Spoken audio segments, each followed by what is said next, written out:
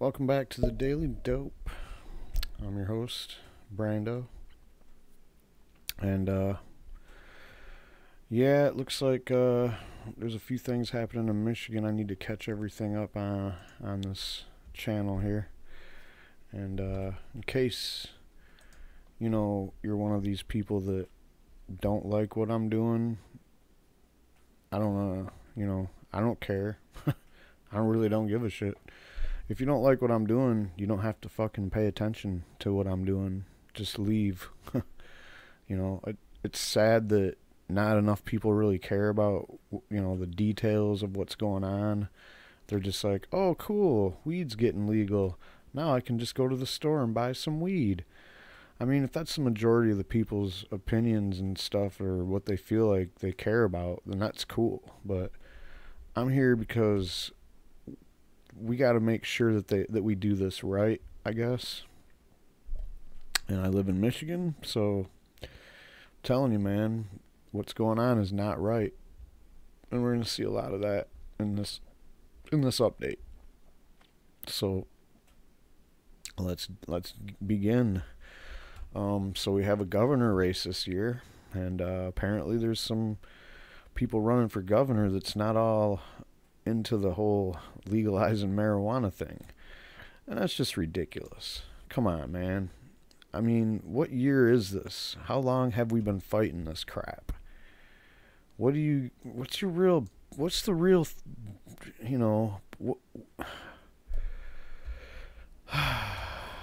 I mean, I really feel like there really is something going on with Republicans where they really honestly think that marijuana is the worst thing in the universe. I have no idea why. It doesn't make much sense. But I try to refrain from making this a partisan thing and being a partisan hack myself. I try to refrain from casting a blame on one team and not the other, because I'm not a team player and I don't play for this team or that team. But what I don't do is I don't sit back and ignore the hypocrisy and the lies and the just totally, absolute no reason why Republicans have to still be on the side of complete prohibition. This is 2018, man. Your days are numbered, not marijuana legalization. Your days are numbered with this. So, of course the Democrats are all for it because they realize that in Michigan, that's pretty much a winning issue. And just like it is everywhere, because Democratic voters say like 77% of them say legalize it. What's the holdup? So if you're a Democrat and you're running for governor in Michigan and you don't want marijuana legalized, I'm pretty sure you ain't opening your mouth. Republicans, they're a different breed. They think that marijuana is still a losing issue. And it probably is. Republicans in Michigan, by and large, don't like weed. They don't like people that smoke it. They think you're all dirty. They think you're losers. They think you're hippies. They don't like you. They think you're a communist. So Lieutenant Governor Bill Cayley summed up the GOP argument, quote, having another mind-altering substance out there with the endorsement of the government, I think it is a bad thing. No, the thing about that is marijuana's been out there forever, for thousands of years, 6,000 years. Some of the first things that were ever carved into a wall or painted on a wall or written on a tablet had to do with marijuana. And in fact, when you say things like that, it just shows how stupid and ignorant you are. Marijuana has been out there. Look at the arrest. Michigan has, you don't think marijuana's been around? Come on, man. Michigan arrests like 16,000 people a year for marijuana crimes. So, having another law out there to put people in jail for marijuana, I'm not for that. All right, so State Senator Patrick Colbeck, now this guy's the biggest joke of them all in my opinion, but whatever. So he raised a specter of thousands of Michigan workers failing employer-required drug tests. You know, the funny thing about that dipshit is that the trend in the legalization era has been that employers are dropping marijuana off the screening. Because for the longest time, for decades, they've been losing out on good employees, and they know it because of the stupid screening for marijuana. He says there are currently 31,000 open jobs in his state Senate district. Huh? That number of open job openings in my district is going to go up, says Colbeck. Oh, yeah?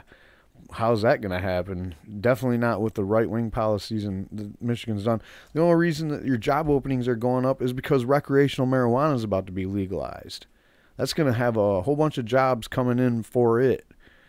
So you're just a total idiot, dude. There's no way you're going to win. You're never going to be the governor of Michigan. So this rhetoric here is definitely not helping you. You're looking ignorant as all hell. Okay, so he says when that number of job openings goes up, the number of people on government assistance is going to go up because they can't find a job because they can't pass a drug test.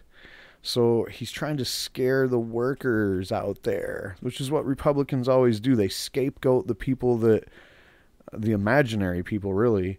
You know, the welfare recipients, the food stamps, the people that are getting Medicaid.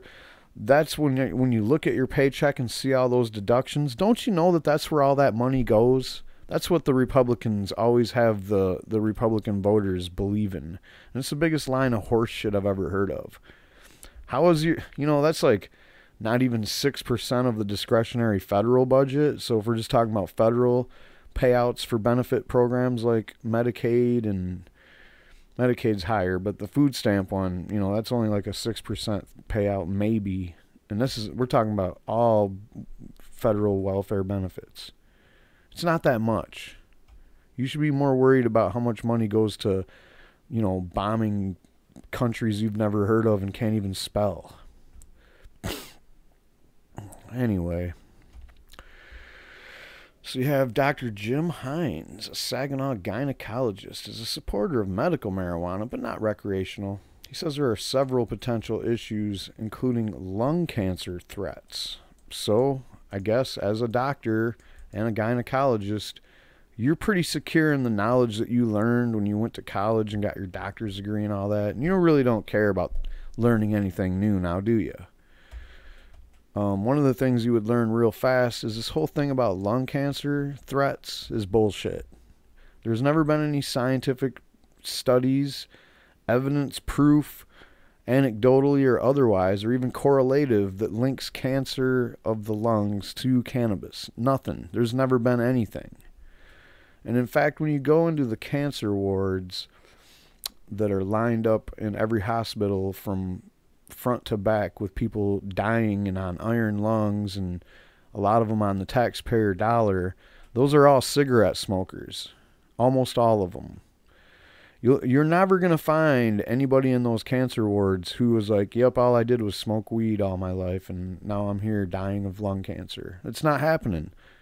If that was something, we'd know about it a long time ago, because like I said about that comment earlier, marijuana ain't nothing new, dipshit. It's been around for thousands of years. It's the second most used thing that gives you a buzz that there is, and that's always been like that.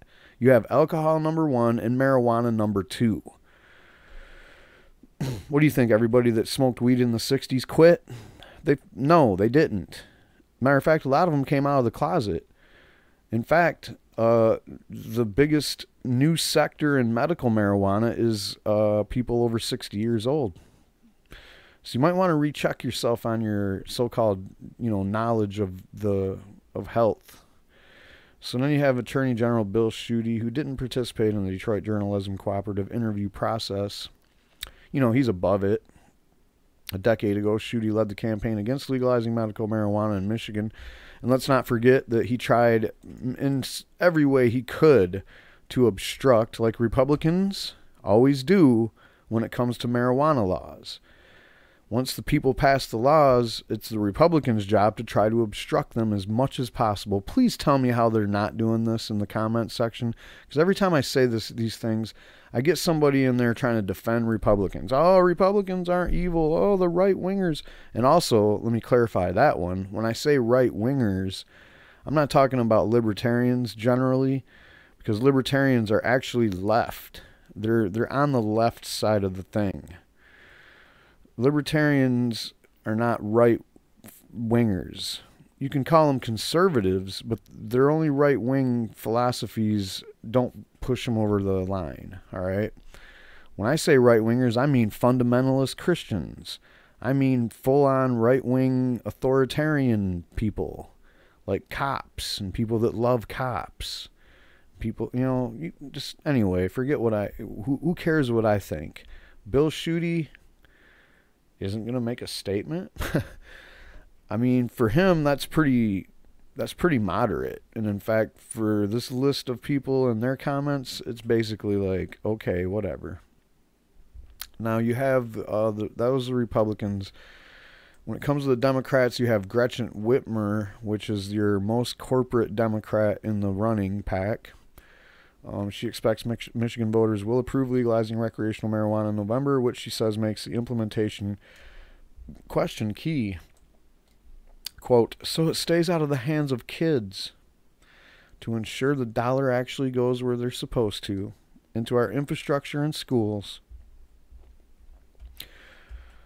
Businessman Sri Thanadar and fake progressive, but you know what? When you don't have a real progressive and someone's out there espousing progressive values and pushing progressive platforms, you kind of got to go with that guy.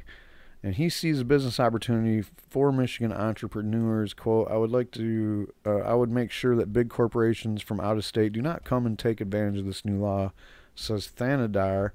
Now, the thing about that is I think they already have protections in the new law if it gets passed to prevent that from happening for at least a couple years. So anyway, your most progressive guy in the pack, Dr. Abdul El-Sayed, is definitely who I want to vote for. And he calls legalization a civil rights issue. Quote, if you're black in this country, you are 3.3 times more likely to be arrested for marijuana possession despite no higher likelihood of use, says El-Sayed. And I like that talking point's cool, but lately I've been seeing it kind of getting more detailed. And one of the things that's coming out is marijuana has been used to take away your rights. Like someone else was arguing with me on Twitter about how, the cops, man, they're the ones, they really want to keep marijuana illegal because they're greedy and they want the money. And, the forfeiture thing is probably that. But that's not your average beat cop. Your average beat cop wants it to be illegal because they love that power that they have when they pull you out of your car and search every inch of everything and make you feel like you're less than human and throw you in a cage real quick and then search your bank accounts and your phone. And that's what they don't want to lose. And when you're a minority, boy, if you get that racist cop and they find that weed, we've seen what happens there. We've seen what happens there time and time again. And and it isn't just that cops brutalize and kill people over marijuana or use marijuana as an excuse later down the line. It's that they just treat people generally like shit. They're continuously escalating as soon as possible. If they smell marijuana, it's, you're basically a piece of dog shit with no rights. So that's what they don't want to lose. And then when you go with your, now El-Sayed and Thanadar said they would use their powers as governor to pardon nonviolent drug offenders serving time in Michigan prisons and expunge their criminal records if Michiganders vote to legalize recreational marijuana. We can only hope that one of those guys gets elected. The libertarian candidates are all for legalization. So that's what's going on with the governor's race.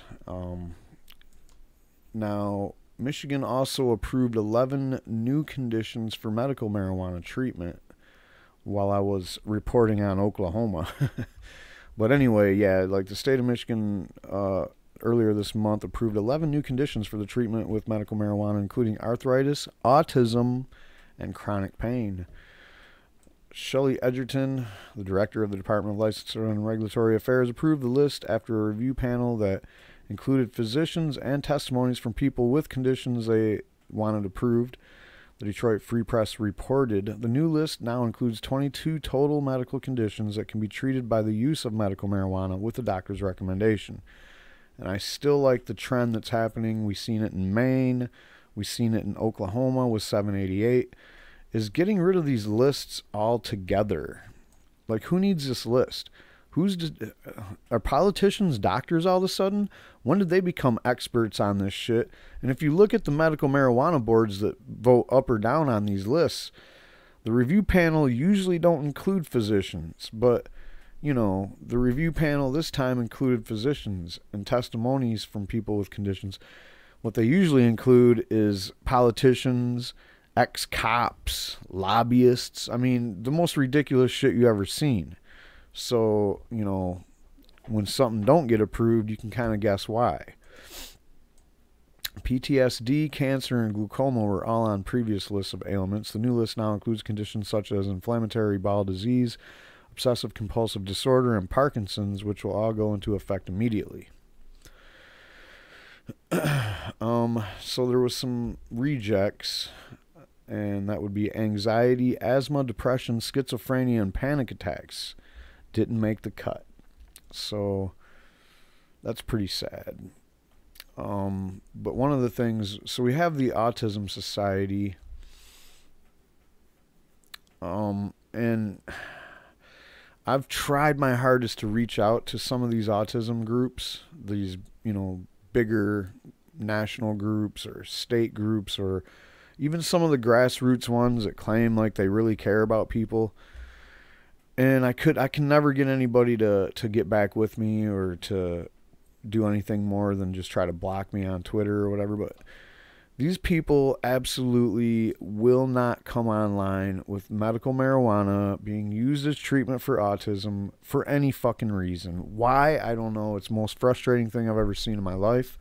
I can't get any answers or have a conversation about it if you don't talk to me. So, you know, here's what they have to say about it. According to Scott Badesh, president and CEO of the Autism Society of America, who spoke with the press, patients should consult with a doctor before using medical marijuana for treatment. They do. They actually, that's part of the process of getting a medical marijuana card, especially for a minor in Michigan, is you have to go to the doctor. But for a minor, I believe you have to go to 2 different doctors. But, you know, of course that would be a statement you would make. He also added, but I have yet to hear from a parent who has said that it hasn't been helpful for their children with autism to treat things like seizure reduction, anxiety, and depression. Well, that's the first time I've heard anything positive coming from any autism group. So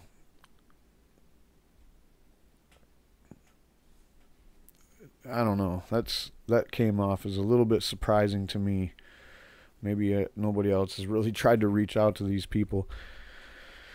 I don't know. I would have to say that in the actual autism community of parents that have children with autism, it's a total challenge to them to not be able to have every tool in the shed to be able to work with. And then you have these kids, and especially because a lot of times people with the autism that makes you do self-harm don't exactly make it to get too old. And we've seen time and time again cannabis helping these cases of autism, or these spells where the self-harm is going on. And to ignore that is just cruel and inhumane. So I'm pretty sure that, you know, in Michigan, this is a big, thank God kind of a feeling, where we seen in Colorado when they voted down the autism, and we seen where the parents that had autistic kids that were treating with medical marijuana the seizures and other things, like they said here, a lot of people have already been treating with medical marijuana, and the autism is just another thing, but they weren't getting the medical marijuana for the autism, and because it was working so good, they're the ones with the testimonials. They're the people that you need to talk to. What else do we got in Michigan? So we have this article here, which, in Michigan, we've had medical marijuana legalized now for 10 years. People have been using medical marijuana, and there's been a little bit of a concern from law enforcement about the stone driving, but we really haven't heard this. The stone driving fight has not been in Michigan. Let's just put it that way. Even though we have one of the biggest medical marijuana programs in the country. I believe it's the second largest, or it was for the longest time, unless somebody took it over. I think it still is, because it's a pretty good program, or it was until the new laws are starting to fuck it up. But when it was running on all cylinders, we're looking at like upwards of 300,000 medical marijuana patients with 40,000-ish caregivers. So there's that. And we've not seen any uptick in drug driving problems or accidents that you would say, oh, that guy was stoned. And that's all he was. He didn't have any pills or alcohol in his system. Michigan just doesn't have a situation like that going on where we're talking about this issue. Now we do. So medical marijuana use complicates investigation of the crash that killed newlyweds. Now I want to know, what exactly does medical marijuana use have to do with anything in this story? This is just like an opportunity for the prohibitionists and the people and the police that want to push this narrative. This is the opportunity. They looked at all the cases that they have on their, in the whole state of, crashes and people dying in crashes. And this is the one where they're like, you know what? This could be something here. And you'll see why. We'll go ahead and read this. So authorities in Michigan say that the deadly crash that killed 2 newlyweds raised concern about legal marijuana use and driving. The crash happened between 3 vehicles Tuesday in Heath Township. Logan Thunderland Albo, 24, and Hannah Mae Queckle, 22, died in the crash. Sorry about that. It's a terrible tragedy. Unbelievable tragedy. So anyway, investigators said 2 of the 3 drivers who were in the accident had medical marijuana prescriptions. However, that doesn't mean either of them had marijuana in their systems. Toxicology reports are still pending. So, okay, why all this speculation? Instantly gravitating towards, marijuana had to be the cause of this. Even, they just said that it doesn't mean marijuana was in their system, or, whatever. So, however, investigators said it does complicate their case and what charges the at-fault driver will face.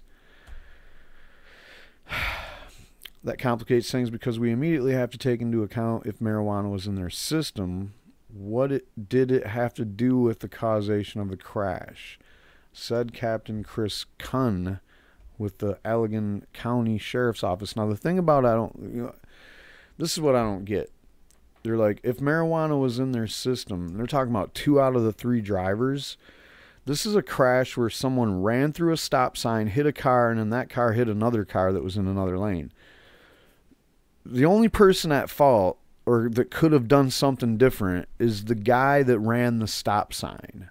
That person there probably is who caused the wreck, and marijuana did not have anything to do with that. That's my opinion. Now, if you're saying that, he hit the other guy and that guy was stoned, he could have done something different to avoid hitting the other guy because he was stoned? Huh? What did it have to do with the causation of the crash? Nothing. Absolutely nothing.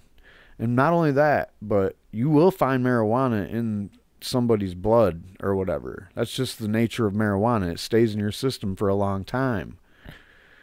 You have no scientific proof, evidence, methodology, or test or anything that can account for whether that positive test for THC meant that the person was stoned at the time of the, driving, and if that being stoned affected that driving. Being stoned is not the same thing as being drunk. Being stoned doesn't really affect the driving like being drunk. And blowing through a stop sign at full speed ahead,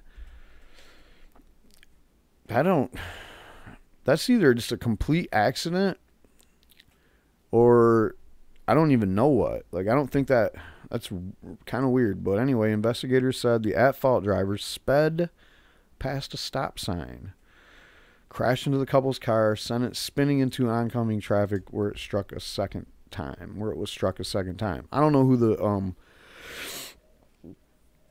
the driver was that was supposedly, the 2 out of 3 of those drivers that were medical marijuana card holders. And I think that's kind of important to know in the context of they're trying to accuse marijuana for being at fault for this wreck.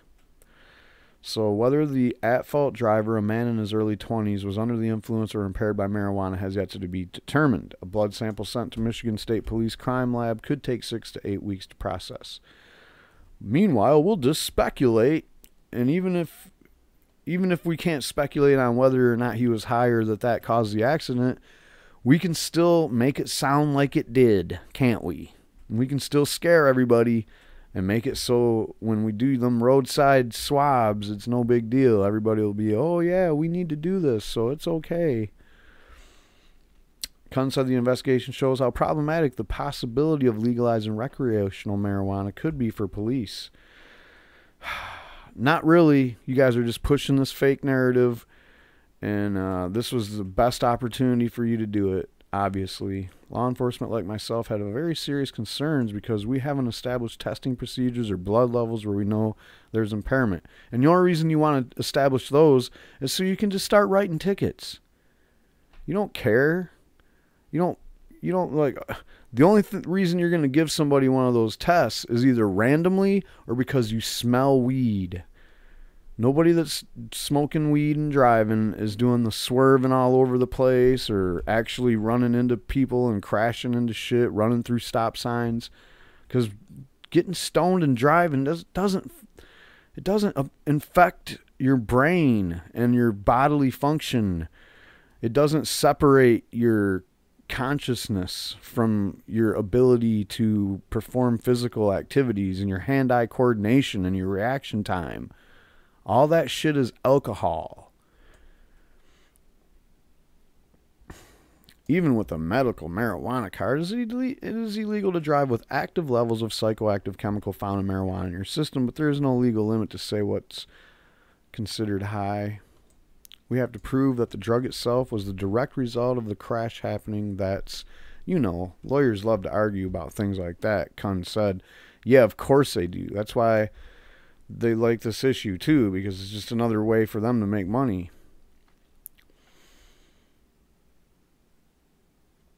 That's all I got here.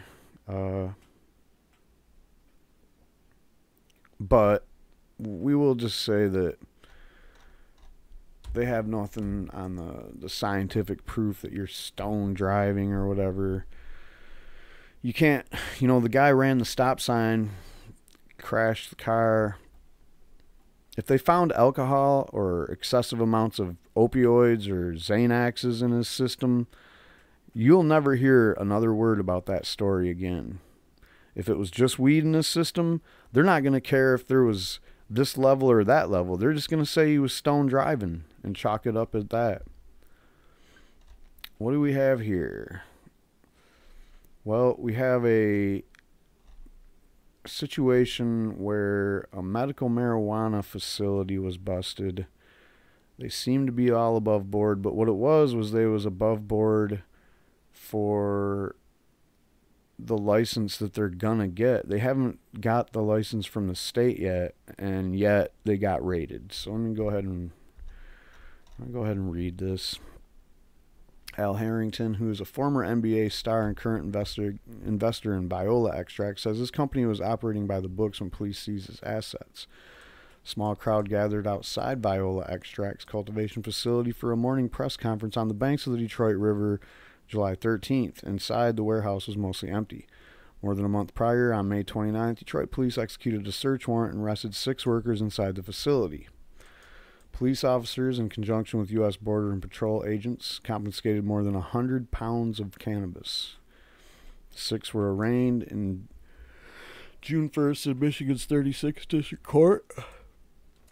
Company attorneys told local reporters that Viola Extract had obtained its temporary cannabis business permit from the city of Detroit. Viola investor Al Harrington, a former NBA star and longtime industry advocate, told Cannabis Business Times, quote, "We're a company that's doing everything by the books.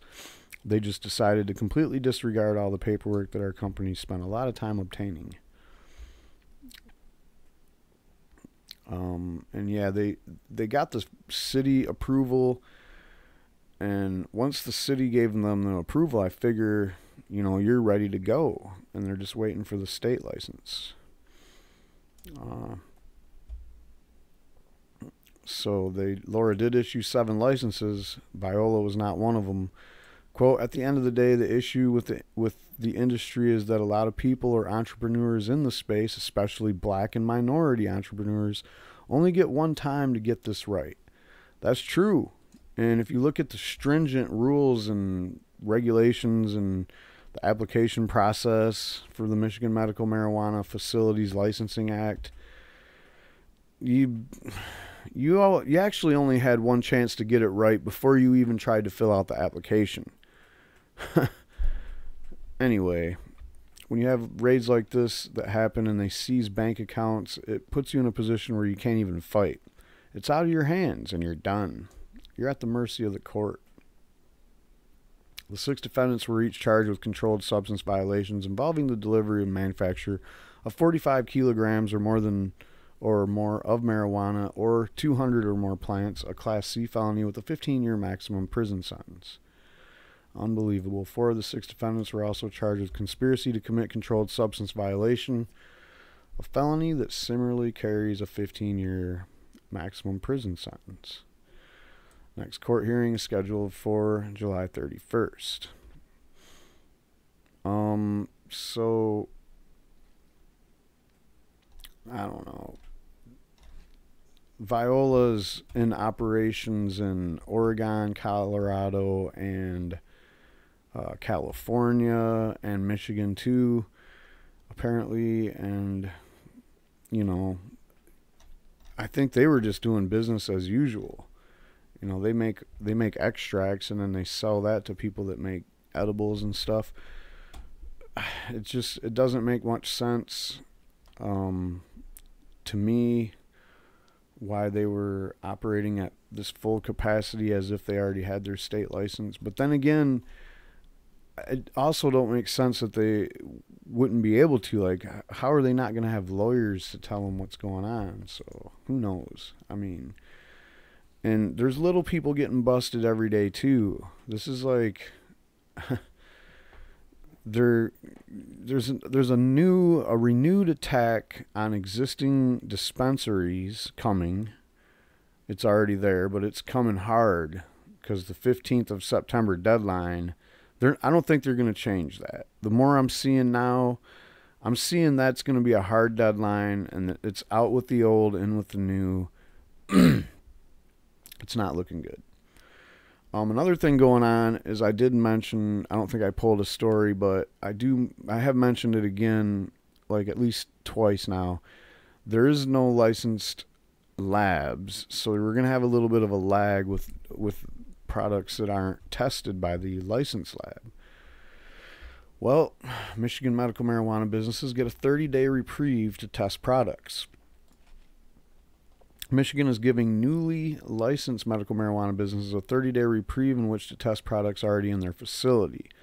Welcome news for companies that will need additional time to pass state testing standards. The 30-day window applies to existing businesses that have been operating temporarily with local approval while waiting for their state licenses under a new regulatory regime. Those businesses, once they receive their state licenses, will get a month to test and label their existing inventory. Now, this is the same kind of thing that happened in Oregon when they switched from their old medical marijuana system to the new, more regulated one with the testing in the regulations. So this is cool, except for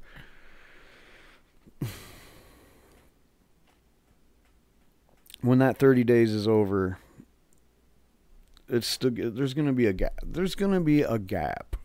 We know that. Even if they licensed all 500 businesses that had put in applications that were previous existing businesses, even if that happened, there would still be a gap because you have to grow all the regulated plants, test those in labs. You have to have that many labs to keep up with that testing, and then that product finally gets to the market. You know, that's more than 30 days worth of stuff going on there. Michigan issued its first 7 operating licensed medical marijuana businesses last week under a new structure, but the companies found themselves in a regulatory limbo because of the lack of licensed testing labs. The state's medical marijuana licensing board has yet to issue a permit to a testing lab, but could in its meeting in mid-August. After Michigan's restructured medical marijuana industry is fully operational, products will be tested at least twice, once after cultivation and then after processing, a spokesman for the state's License and Regulatory Affairs told the news. And you know, you want to talk about overabundance of just caution and just ridiculous. Why would you need to test it twice? Are you afraid that they're... I don't know, man. Pretty boring stuff, man, overall. So I'm friends with Chad Morrow on Facebook. He got busted. His dispensary got busted twice on the, you know, before the Medical Marijuana Licensing Act, Facilities Licensing Act was even passed. And, you know, is basically like I was saying earlier, the old out with the old and in with the new thing. It's just like this sweeping deal where there's constantly like, it looks like they're going after certain people to make stories and examples out of. And it's not just to tell you what's coming, but it's kind of to scare people right out of what they're already doing. And right now the caregiver system is under heavy attack. And this time in the form of a court ruling, and this time it was the People versus Mansour. There was no consent for this search.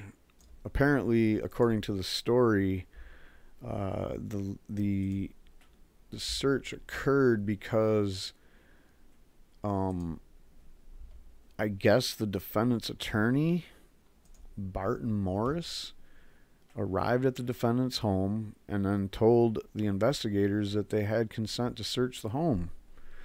I don't understand that. I mean, if they were asking for consent based on... They came to the house for some reason because of a call-in. Somebody called a complaint in.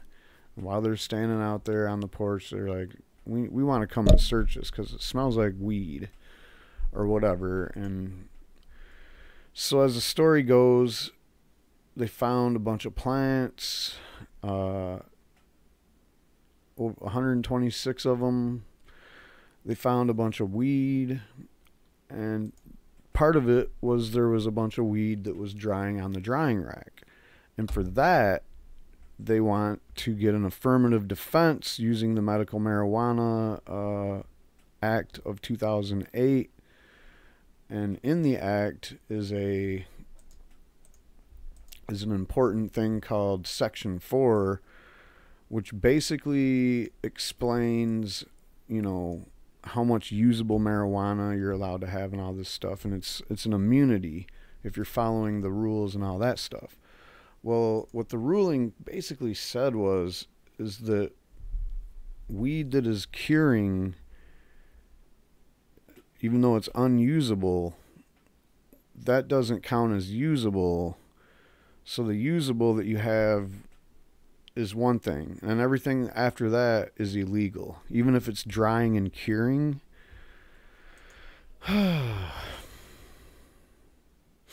So I have no further analysis of this other than to say that this is a sign that they can come and kick your door in on a whim without a warrant. And if you got an attorney that lets the cops come right on in just out of request, then you have to find a new lawyer right then and there before the cops even come through the door. But this is scary as fuck, because basically as soon as you harvest some shit, you got to get rid of it. You got to be mindful of how much shit you have on in the house overall. The attack is on, man. The attack is on the caregivers in Michigan. I usually don't report on drug busts or raids or whatever, but I might start doing a thing where I start looking at some of the things that I'm hearing and maybe make a deal out of it once in a while. There was another court ruling in Michigan that some are saying is good news. And basically this one comes down to the law in Michigan for the Medical Marijuana Act that was passed in 2008, not the Facilities Licensing Act, which clearly states that marijuana facilities have to be in not residential areas or whatever. So this one is specifically talking about the Michigan Medical Marijuana Act adopted by voters in 2008. And what they're saying is that if you want to pop off your grow operation in a closed and locked facility in like an industrial park or some other thing that's zoned for commercial, you can do that. And the local ordinances can't step on state laws, such as the MMMA, which might be important. I don't know if this has further implications on, for example, the MMFLA, where people are opting out of it by not having their own medical marijuana licenses available. Maybe someone can fight that with this new ammo. I don't know, but that's why they were pretty careful to make it so you had to opt in with special licenses and ordinances and shit at the local level, is so that they could avoid this later on. Because if you had to opt out instead of opting in, then you'd have people trying to opt out, but they couldn't because of this ruling right here. So it's hard to say. We'll see. I'm sure somebody will challenge it that way.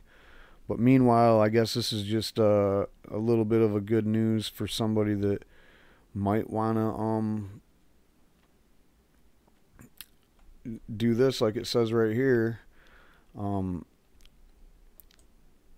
So this had no impact on proposed ordinances that we have been working on, except that we will be deleting medical marijuana caregivers as home occupation and relying on the MMMA. So home occupation is another thing that was at stake here. This person here is thinking, well, because we're going to go to a regulated marketplace, it's my opinion that we'll probably have fewer caregivers than we did when that was the only way to operate before. As a practical matter, I think patients will choose to get their meds from a licensed, regulated provider. So that's another strike against caregivers from somebody's opinion. And it's just, that's what we're dealing with, man. It's a total kind of system that requires the competition to be eliminated. The old way has to be eliminated for their projections to work. Last but of course least, this is from the state's health and safety rules were pushed out by the Department of Licensing and Regulatory Affairs. And basically, they're talking about the new licensed facilities and what they expect out of you as far as, like, you know. So, no more licking your seal on your joints. That's not allowed anymore. No using bare hands to touch marijuana that will be absorbed, ingested, or inhaled. Using surfaces that have not been properly sanitized to package marijuana products. They're basically like, these people sat and watched a bunch of dirty hippies, and again, I'm just saying that to be facetious. That's what I feel like. They're like, oh my God, look at how they were doing all this before. They were touching stuff with their dirty hands, and they were eating and drinking and smoking cigarettes while packaging their marijuana. That's kind of gross, but you know, overall, I don't think that was ever an issue. At dispensaries, even, like, I don't know, man. This is just like constant, non-stop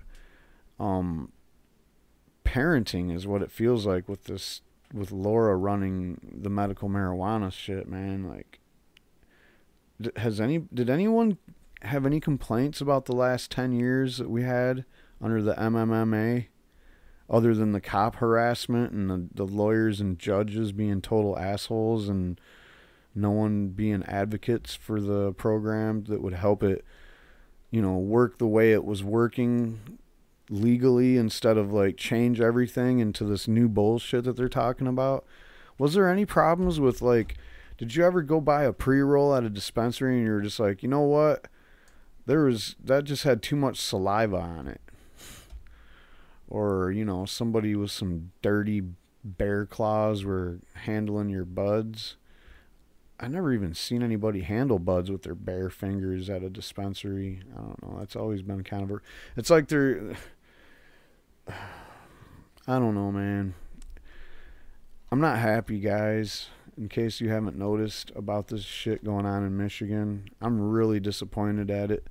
I'm about to make a video about Maine, and if you see the contrast between what's going on in Michigan and what's going on in Maine, it makes you want to cry.